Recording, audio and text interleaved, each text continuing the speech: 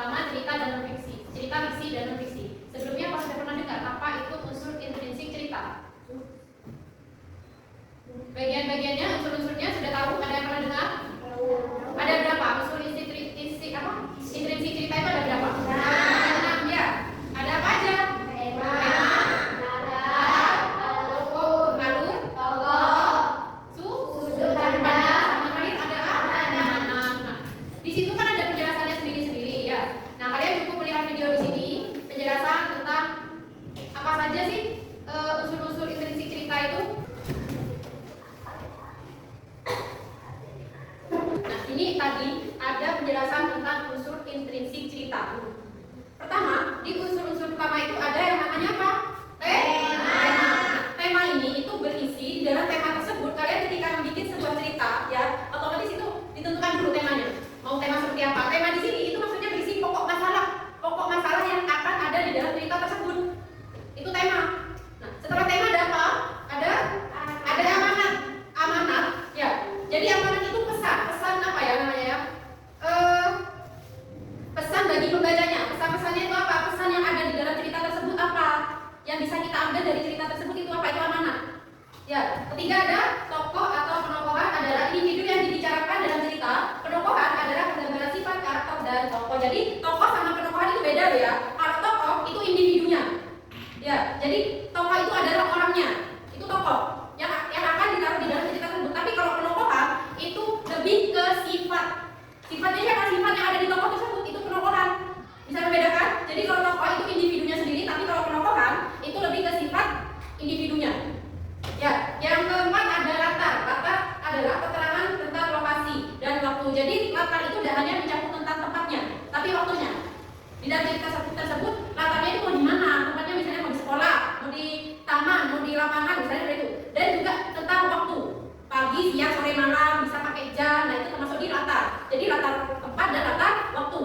Terakhir di situ ada alur. Alur adalah rangkaian peristiwa dalam cerita dari awal hingga akhir. Jadi dari awal sampai akhir itu kan ada alurnya sendiri, ada jalan ceritanya.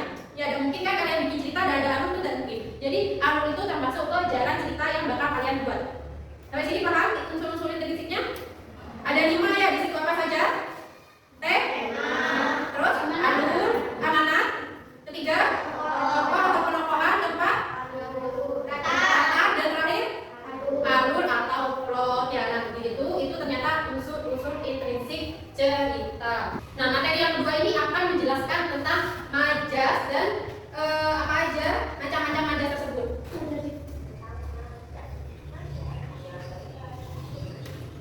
Nah, di sini ternyata majas adalah gaya bahasa dengan makna kiasan yang dipilih penulis untuk menyampaikan pesan. Majas akan membuat cerita memiliki makna mendalam dan menarik untuk dibaca. Sebelumnya pas sudah tahu majas itu ada berapa? Ada yang pernah dengar? Ada? 3 ya. Majas apa aja? Metafora, ada personifikasi. Nah, macam-macamnya ini kan ada 3. Apa saja sih yang menjadi pembeda antara tiga majas tersebut? Pertama, di situ ada yang namanya majas personifikasi. Majas personifikasi melukiskan suatu benda dengan memberi sifat-sifat manusia kepada benda-benda mati sehingga seolah-olah mempunyai sifat seperti manusia atau benda hidup. Nah, contohnya seperti apa? Misalnya di situ di dalam cerita ada kata burung bernyanyi. Misalnya di kehidupan nyata, apa burung itu bernyanyi? Ada, burung bernyanyi tidak kan? Bernyanyi itu hanya dimiliki oleh manusia.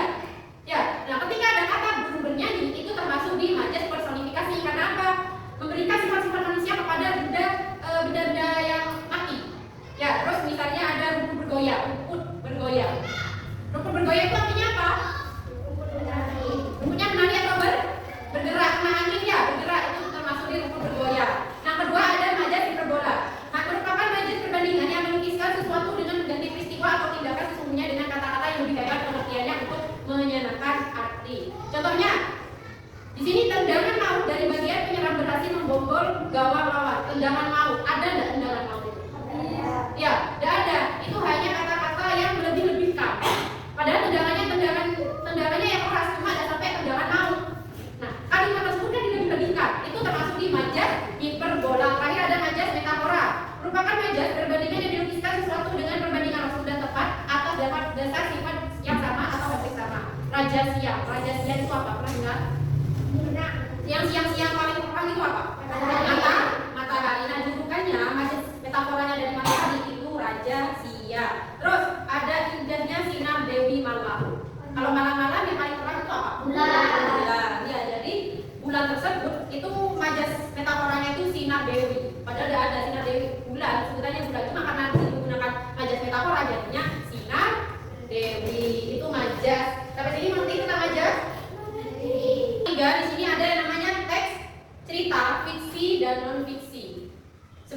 pembelajarannya sebelum sampai videonya aku bertanya perbedaan antara cerita fiksi sama non fiksi ini apa?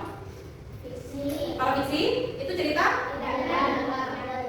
Tidak benar-benar terjadi. Kalau cerita non fiksi benar-benar terjadi ya. Teks fiksi pengertiannya teks yang memuat tentang cerita peristiwa yang terjadi dalam teks tersebut adalah hasil imajinasi dari pengarang buku. Teks ini dibuat untuk menghibur pembaca. Jadi kalau cerita fiksi itu ya si penulis tersebut membuat cerita karangan. Jadi ceritanya itu benar-benar terjadi di kehidupan nyata. Jadi cuma karangan imajinasinya si penulis. Contohnya apa banyak? Contohnya si kancil. Ya, itu si kancil itu kan cerita fiksi. Terus apa? Maningundang. Itu kan termasuk di cerita fiksi. Maningundang itu yang cerita apa? Pernah dengar? Manusia menjadi apa? Durhaka pada orang tua. Ya betul. Nah itu kan cerita itu cerita fiksi itu hanya karangan imajinasinya si penulis. Kalau cerita non fiksi cerita apa tadi? Yang benar-benar terjadi. Contohnya seperti apa? Berita. Ya berita apa? Bencana alam. Nah itu kan benar-benar terjadi. Misalnya terjadi banjir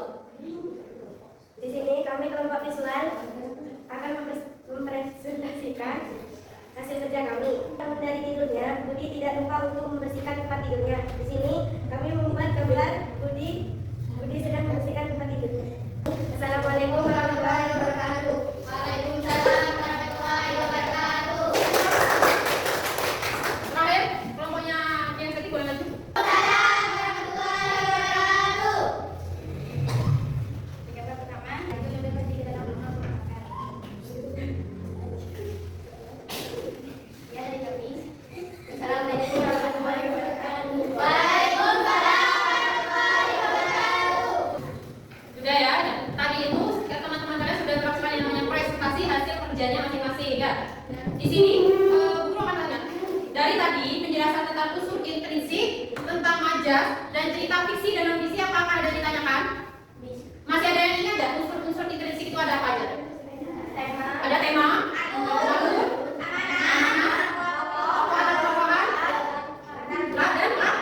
kalau majas ada 3, majas apa saja? Iya, ternyata berarti kalian sudah paham ya mengenai pembahasan materi kali ini. Di sini Bu Guru mau kalian menjawab soal ya, di mana temanya itu apa yang kalian bisa lihat di sini. Kelihatan nggak di depan? Kelihatan. Di sini Bu Guru akan tulis pertanyaannya, jadi kalian cukup mengerjakan di buku masing-masing, di buku bahasa Indonesia. Di papan ini bisa kalian tulis dan dikerjakan, ya itu tugas individu ya. Jadi nanti